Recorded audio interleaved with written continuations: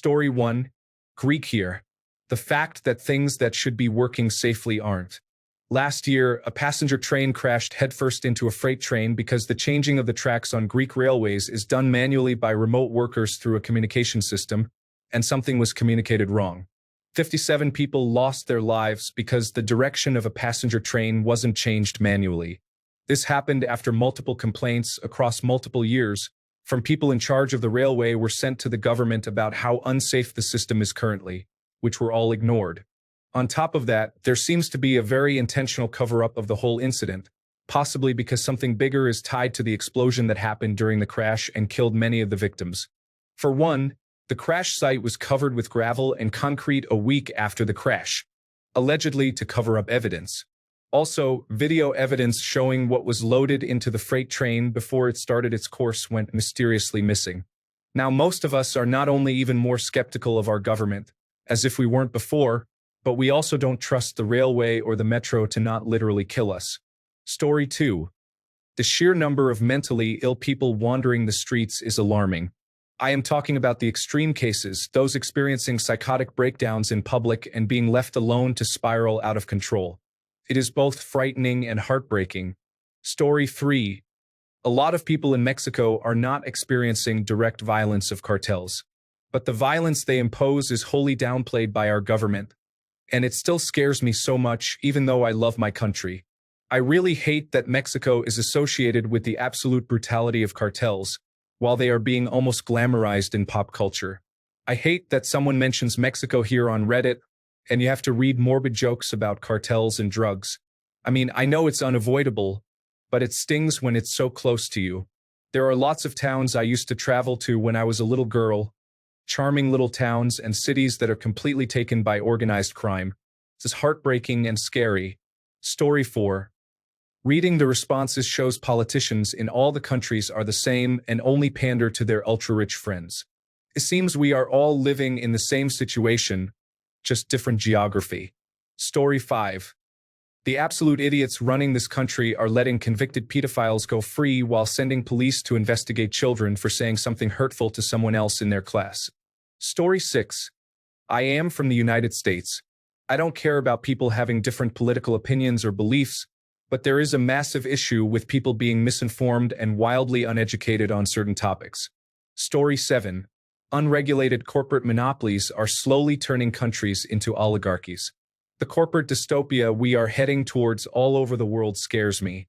Story 8. United States. Ignorance. Most people are not willing to invest the time to understand, read, and gain knowledge about what is happening in our country, which leads to poor decisions based on headlines and social media posts. Story 9. The reality that actual, honest-to-God megacorporations run the country. Not necessarily in a judicial sense, but certainly in the sense that their actions exert considerable influence on my day-to-day life. Story 10. UK resident here. Creeping authoritarianism, unaccountable elites, and a massive assault on free speech. Both the mainstream parties are guilty of causing and encouraging this slide, but the current government is really showing what the powers the establishment have been steadily putting in place for the last 3 decades are capable of.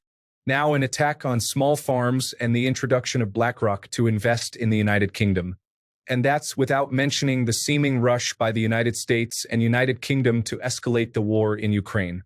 Story 11. United States. How everything America has built over the last 100 years is about to collapse because of the constant neglect by the government and corporations, and how profits matter more than making sure its citizens have food, water, and shelter. Story 12. The media's massive influence over the young, who accept what is said as gospel truth, is evident. Many do not even research what they hear to understand and know what is accurate. Creates so much chaos and division. Story 13. The escalating violence involves deadly assaults, bombs, and assassinations in broad daylight on a monthly basis. Child soldiers as young as 12 carry out murders. Ultimately, I blame a catastrophic immigration policy over a 10 to 20-year period. There has never been a real plan on how to assimilate foreigners into society, which has led to a greater divide between ethnicities and cultures. That has paved the way for a new generation of kids with no prospects, because they receive no support or encouragement at home since their parents have never been part of society. This issue has grown exponentially over the years, but few have dared to address the problem given the cultural and racial connections. A few years ago, something happened. The violence became much more cynical and ruthless. Only when the violence hit middle and upper-class neighborhoods did things start to change politically. In desperation, politicians are now enforcing stricter laws to crack down on criminal activity, some of which are either totally ineffective or morally questionable, and I feel this will only widen the divide and prolong the problem. This approach is not really fixing the real issue, only putting a band-aid on it. The sad part is that, in all democracies, the ruling politicians are swapped out every 4 to 8 years, which makes it difficult to work long-term. I live in Sweden. Story 14. Canada here. And it's moose. Sounds stupid, but hear me out. In rural areas, moose often cross roads and highways between towns. The number of times I've seen and heard of people hitting them unexpectedly is insanely high, and the outcome is always a coin toss. It's a terrifying experience. Story 15. What's something in your country that genuinely scares you? I live in the United States, and this last election cycle genuinely scares me. It's not specifically that Donald Trump won, but more the apparent apathy from a substantial chunk of the country. Something like 40% of the electorate just didn't bother to vote. And now, after the election, we're seeing stories about people discovering what tariffs are. And I'm just having a hard time wrapping my head around that level of apathy. I mean, I'm a non-binary queer individual, so I've clearly got issues with the Republican platform, but that's not even what I'm talking about. Trump is proposing policies that would have a substantial financial impact on most people in the United States, and apparently something like half the population just doesn't care enough to vote. I don't like dealing with politics. I don't find this stuff fun or interesting. I've got tons of things I'd rather be doing with my time, but I'm not wealthy enough to just throw my money away, so I'm going to take a couple of hours to figure out which candidate is actually going to be the best for my finances. And apparently something like half this country just doesn't care. There are so many big problems in the world, and this last election cycle is going to be felt around the world for years to come, and people just don't care? How do you possibly fix anything if people can't be bothered to even show up to vote? If they can't spend an hour or two looking at actual policies and positions? If the best we can possibly hope for is that maybe people will just vote for their team? If even something as real and immediate as your own finances isn't enough to motivate people? Story 16. The funneling of a whole country's wealth into private capital with no reasonable accountability or oversight to distribute that wealth back into the economy. Story 17. I'm from Ireland, and at the moment, there are a large number of crises converging and reaching tipping points because the governance over the last decade has been so unbelievably ineffectual. Wages are good, but that's about it. There are not enough houses, so homelessness is at an all-time high. Rents are astronomically high if you're lucky enough to find a place. House prices are climbing almost day by day. Juvenile delinquency and violent crimes are becoming extremely common, and because police pensions have been slashed, there aren't enough of them being recruited, and anytime one of them actually does bother doing their job, the courts are as likely to let someone walk free as convict them. A lot of this has given rise to a wave of right-wing nationalism, with certain parties running for our upcoming election on the basis that Ireland is full, targeting asylum seekers and refugees with online hate and, in some extreme cases, violence. There have been spates of arson attacks on buildings that are rumored to be earmarked for direct provision for immigrants.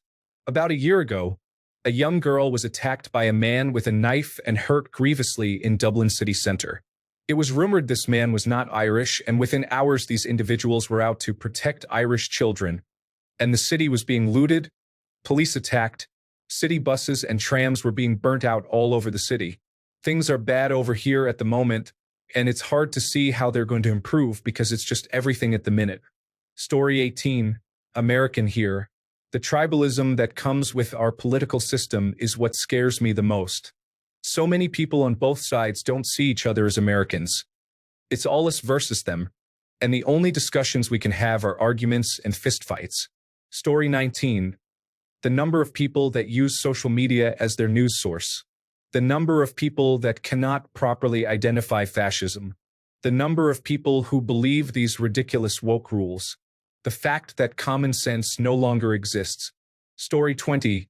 New Zealand rates of domestic violence against partners and children, both in how common it is and the apparent lack of serious consequences for perpetrators.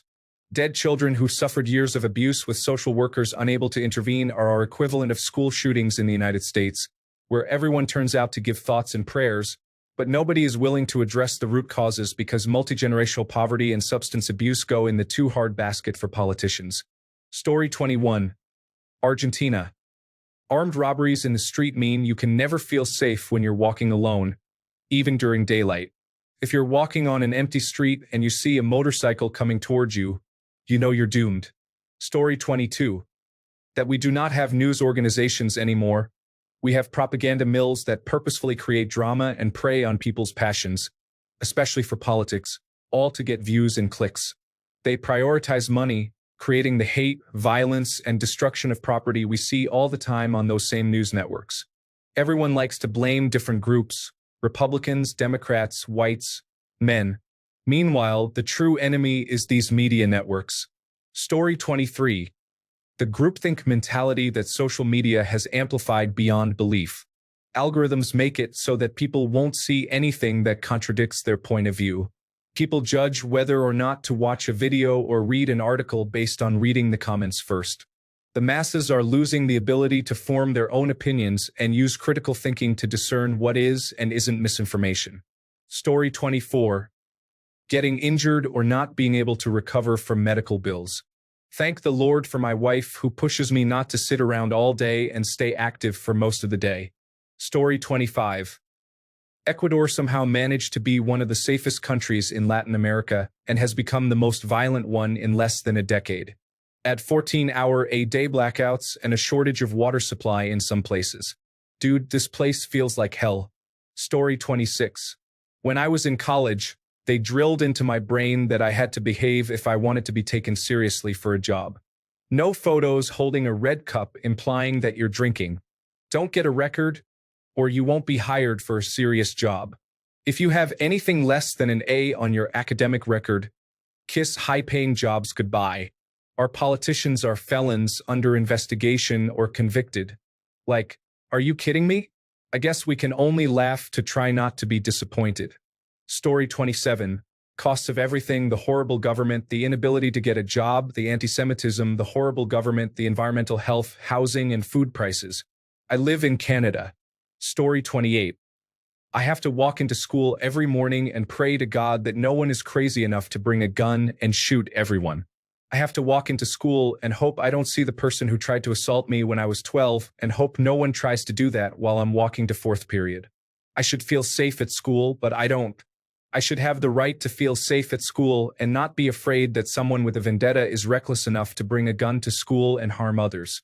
I should have the right to go to school and not feel like someone could assault me while I'm walking through the parking lot to go home or while I'm walking to class. Story 29.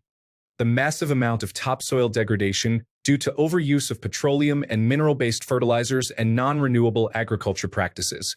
I wager another Dust Bowl in my lifetime is likely if the supply chains run into an issue. Grocery stores carry only 3 days of food stock at any one time. If there's a breakdown of the supply chain at the farm level, it will get very bad quickly, and people who are paying attention will see it coming about a week out. Everyone else will see grocery costs spike overnight. Then the riots start. Story 30. U.S. citizen here, probably the amount of shootings. I don't mean just school shootings, shootings in general, supermarkets, gyms, parks, even your own house. And even if we ban guns, criminals will still have guns because they don't care about the law at this point. Story 31. Political division is intensified by echo chambers and the media. Politicians are content to have the country split in two because loyal voters benefit them. Media companies make money through outrage and have no obligation to truth. These factors combined make an us versus them rhetoric easier to exploit, which further polarizes society. Fortunately, I rarely experience this divide in reality. However, online it is apparent. I fear what such division means for the future, what extreme polarity can do, and how influential individuals might encourage it. Story 32. Very few people understand how things work and get done. You talk to people who want to end taxes, the government, everything they feel is inconvenient, yet heavily rely on everything that's provided by the very things they want to eliminate. And then they vote for the ones who want to eliminate those things. Story 33, American here. The far right and the far left terrify me equally, both for different reasons. The amount of extremism in America is absolutely rampant, and we only fight extremism with more extremism. We're trapped in an endless cycle of extremism, and it isn't going to get better or different anytime soon. People shrug extremism off as opinions, but it's all very disturbing, and none of it is normal or okay.